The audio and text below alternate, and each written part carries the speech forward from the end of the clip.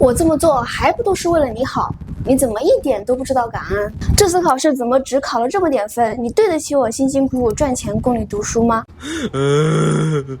你有收到过来自父母的过高期待将你压得喘不过气来吗？你有感受到来自父母的打压、侮辱和谩骂吗？甚至你有遭受到来自父母的嫉妒吗？你知道如何治愈原生家庭带来的伤痛吗？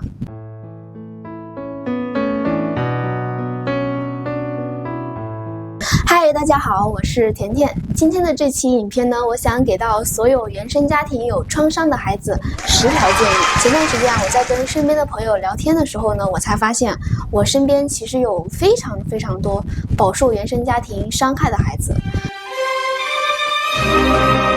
所以今天依然想要跟大家来聊聊原生家庭这个话题。网上有一句话说，幸福的人用童年治愈一生，不幸的人用一生治愈童年。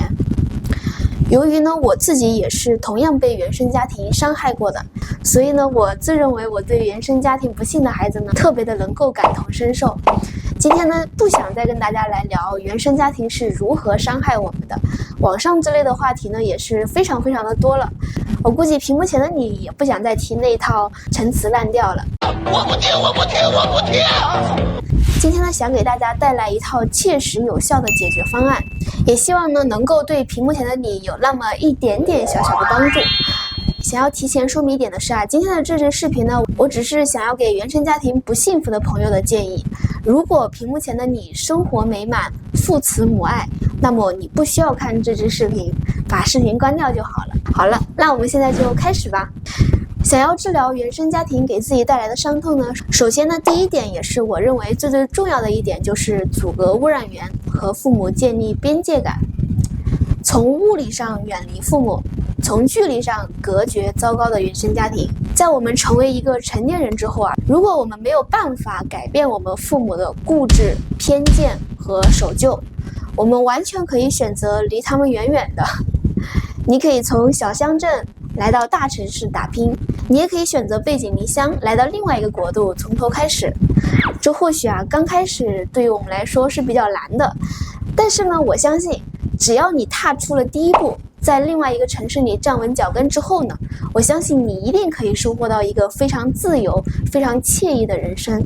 那些永远唠叨不休、永远无法抗拒的来自父母的控制欲，甚至来自父母的侮辱、谩骂和羞辱，以及来自他们的永远达不到的过高的期待，所有的原生家庭的伤痛呢，都在你离开他们的那一刻幻化成了泡沫。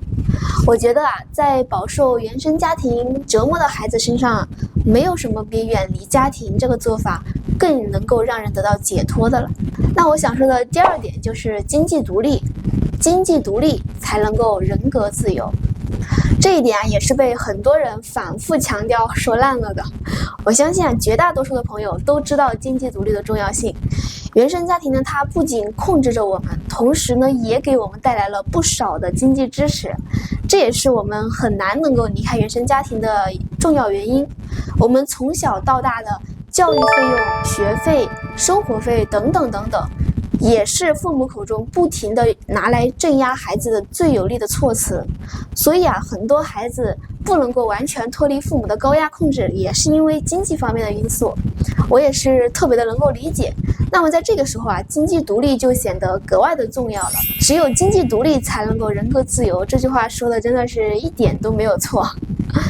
在我们没有彻底经济独立之前呢，我们根本不可能在家庭当中拥有真正的话语权。所以最好的方法就是找到一份能养活自己的工作，尽可能努力的存下钱来。等到自己有一定的积蓄之后我们再去跟父母对峙，这样呢也会有更多的底气和自信。虽然说钱不是万能的，但是选择逃离家庭，钱也是必不可少的一个因素，它能够保证我们最基本的生活状态。而且说句实话，很多的父母真的是非常的势利眼，他看到你赚的钱多了以后呢，他也会改变一直以来对你的那种固有的成见。我身边有个朋友就是这样，他跟我说他之前在上学的时候呢，他的父母都是非打则骂，但是呢，他大学毕业之后选择了创业，而且还创业成功了。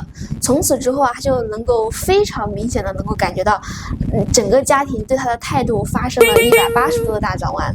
他告诉我，虽然有时候不愿意承认，但是呢，这就是事实。有时候父母呢，甚至比外人更加的势利眼。那我想说的第3点就是捍卫人格边界，不要活在父母的评价体系当中。我觉得人格边界啊，就是不要活在别人的评价体系当中，尤其是不要活在父母的评价体系当中。很多老一辈人的思想呢，极其的落后、保守、迂腐，能够与时俱进、跟上年轻人步伐的长辈呢，毕竟是少之又少。如果能够遇上这种愿意倾听年轻人想法的长辈呢，真的非常非常的难。绝大多数的长辈都是固步自封，一辈子没有真正被启蒙过，一辈子没有真正活出自己的可怜人。其实想明白这一点之后呢，也就轻松很多。我们不用去跟他们较劲，他们也都是可怜人，一辈子省吃俭用，可能一辈子都在为生存奔波。你不能够要求他们的思想能够跟上你的步伐，我们也不能够指望这些长辈能够做出多大的改变。那么我认为最好的方法呢，就是求同存异，双方保持一定的人格边界，保持一定的距离，不要让他们那套落后的价值观念来改变我们的想法。有一句话我想分享给大家，就是叫做积极认错，坚决不改。这个方法非常的讨巧，我觉得这个方法也是非常不错的。这是我在上大学的时候，我们的一个设计课老师给我们说的，我觉得特别的有意思。当时啊，我们在上设计课的时候，因为设计嘛，它是没有一个标准答案的，每个人的想法都是独一无二的。有些人呢，他就比较的固执，他就是不愿意按照老师的想法去修改自己的设计图纸。我不听，我不听，我不听！我行我素，当着老师的面呢，就说好好回去就改。结果呢，下次交上来的设计还是老样子。我信你个鬼！你这个糟老头子坏得很。我们当时的设计老师就打趣我们，他说你们是不是都是积极认错，坚决不改？虽然我有时候自己也不一定能够做到这一点，我总是暴脾气一上来的时候啊，就开始跟他们顶嘴，跟他们杠起来。但是呢，我觉得积极认错坚决不改这种方法是非常可取的，至少他在态度上面表示了顺从，但是呢，在行为上依旧我行我素，保持你自己的风格。那我想说的第4点呢，就是释放情绪，尝试和父母对峙。有时候啊，在这种压抑的环境之下待久了之后啊，是需要一个发泄口的，需要把我们的情绪释放出来，千万不要憋在心里。憋在心里憋久了之后啊，很容易出现很多心理问题。任何的负面情绪，我认为都是需要一个发泄口去发泄的。你可以尝试着跟父母去顶嘴，去对峙，去告诉他你也是有自己的想法的。比如说，当你的父母老是说，哎呀，我这么做都是为了你好，你应该听我的。那么相比起那个小时候不敢反抗的你来讲，你现在已经长大了，你可以很坦然的跟他讲，我现在已经长大了，我已经不是当初的那个小孩子了，请让我自己做选择，我自己做选择会更开心的。再比如说，当父母嘲笑你长得胖长得丑的时候，他会这样跟你说，你再长这么胖以后就嫁不出去了。那么你也可以跟他讲，为什么长大之后我一定要嫁人呢？我一个人过也很开心啊，再说胖胖的也有人喜欢呀。再比如说，每当你想要去远方的城市打拼，你的父母不愿意让你出远门的时候呢，你也可以跟他讲，我现在已经长大了，我想拥有我自己的人生，我想要去看看外面的世界，哪怕就是失败了我也不后悔。难道你就希望我一辈子待在这个小乡村里面，过着一眼望到头的人生吗？我们呢，可以用这种方式去暗示父母，我们已经长大了，不需要他们来一手包办我们的人生。那我想说的第5点呢，就是转移情绪，找到自己的精神出口。我们可以尝试着转移原生家庭给我们带来的负面影响，找到我们自己的兴趣爱好，找到一个精神出口，比如说运动、健身、冥想、绘画、唱歌、读书等等等等。总之呢，找到自己喜欢的事情，并全身心的投入进去，当做一个事业去做。当你全身心的投入到自己的感兴趣的行业当中之后呢，你变得忙碌起来，这样呢，你就相当于给自己带来了一个精神出口。时间长了，你也会慢慢的忘掉这种原生家庭给我们带来的伤痛。在《你当像鸟飞往你的山》这本书当中，主人公塔拉就是靠教育所赋予他的底气和勇气，走出原生家庭，涅槃重生。教育对他而言就是提供了一个精神世界的出口，让他可以离开那个狭隘的环境，最终逆袭成为一个奇迹。有兴趣的朋友可以去看看这本书。女主人公简直就是从垃圾堆里面走出来的原生家庭，但是最后呢，终于成功的摆脱了原生家庭，活成了自己想要的样子。那我想跟大家分享的第6点就是不要将父母带来的伤害合理化，诚实的面对自己的内心。人们非常喜欢把情绪从原本的目标转移开来，因为呢，他们需要找到一个替罪羊来为自己的行为进行开脱。我曾经也在一本书上面看到过一个这样的例子，一个男人在公司里面受到了上司的责罚和批评，他回到家之后就把这种怒火发泄在自己的老婆身上，把老婆打了一顿，而老婆呢也非常的生气，把自己的孩子给打了一顿，然后呢孩子呢又把这种怒火发泄在他们家的狗身上。就我们会发现很多时候我们很难将怒火发泄在直接伤害自己的人身上，反而呢更容易把它转嫁给比自己更加弱小的人，发泄在比我们更弱小的人身上。而很多的受害者，他们受到伤害了之后呢，还会不停地为施暴者开脱和共情，觉得对方也是由于这样或者那样的一些不得已的苦衷才会选择伤害我。事实上这是一种本能的自我保护，假装自己没有受到伤害。表面上来看呢，这好像是起到了效果，但是其实你的内心深处是一直都明白真相的。还是刚刚的那本书，在你当像鸟飞往你的山，这本书的主人公塔拉在遭受到了哥哥的非常严重的家暴之后，非常的害怕，也非常的恐惧，害怕到他在写日记的时候都会不知不觉的更改自己的历史，懦弱的假装自己没有受到哥哥的伤害，以此来掩盖那些不堪的过往。但是呢，事实上这样的做法并没有让他变得更好，而他救赎的开始，恰恰也是当他开始诚实的面对自己的内心，诚实的面对自己受到伤害的时候。这并不是一种怯懦，反而恰恰是一种自信。这种自信就是我能够面对真相的自信。而能够走出原生家庭的泥潭呢，需要的就是这种能够诚实面对自己内心的强大内心。因为要走出来非常的困难，而面对真相同样是非常痛苦的。你要记住，你不是故意伤害我的，但这并不等于你没有伤害我。那我想说的第7点呢，就是不要把原生家庭的错归结到自己的身上。做自己的父母，把自己当小孩，重新的把自己养育一遍。你要知道父母离婚、父母吵架，这些都不是你的错，千万不要把原因归结到自己的身上。在家庭关系当中呢，孩子往往是受害者，父母的一种不作为、不负责任是他们自己的原因，我们只是一个受害者而已。我们要学会的是把责任归还给那些应该为此负责任的人，而不是一味的为此承担下本不该属于自己的责任。善良的人呢，总是容易受到欺负的，哪怕亲人也不例外。这就又让我想到了李玟。李玟作为家中的一个最小的妹妹，同时又是早早的失去了父爱，本来应该享受全家人宠爱的她，却从小被洗脑。善良的李玟承担了太多本不该属于李玟的责任。而同时善良的人也往往是最容易被欺负的那一个。所以当这种从小到大的欺负变成了一种习惯之后长大之后，即使成年之后的李玟也早早的放弃了挣扎自救的能力。所以呢，我们不要把那些本不该属于自己的过错怪罪到自己的身上。父母离婚不是我们的错，父母对我们的打骂怒吼，这也不是我们的错，是他们管理不好自己的情绪造成的，或者说是他们的要求期待过高造成的。成年之后的我们呢，一定要学会爱自己，自己当做自己的父母，把自己当做小孩重新再养育一遍。那我想说第8点呢，就是从友情和爱情当中获取能量。抛开亲情不谈，从友情和爱情当中也同样的能够获得情绪价值。如果说你的亲情带给你的全部都是一些负面的情绪和不堪回首的往事，那么这个时候呢，我们可以扩大一些友情和爱情，从友情和爱情当中的获取能量。不要小看他们的力量好的友情、好的爱情是可以把我们从深陷泥潭当中的我们拽出来的。毕竟亲情我们无法选择，但是呢，友情、爱情我们都可以选择。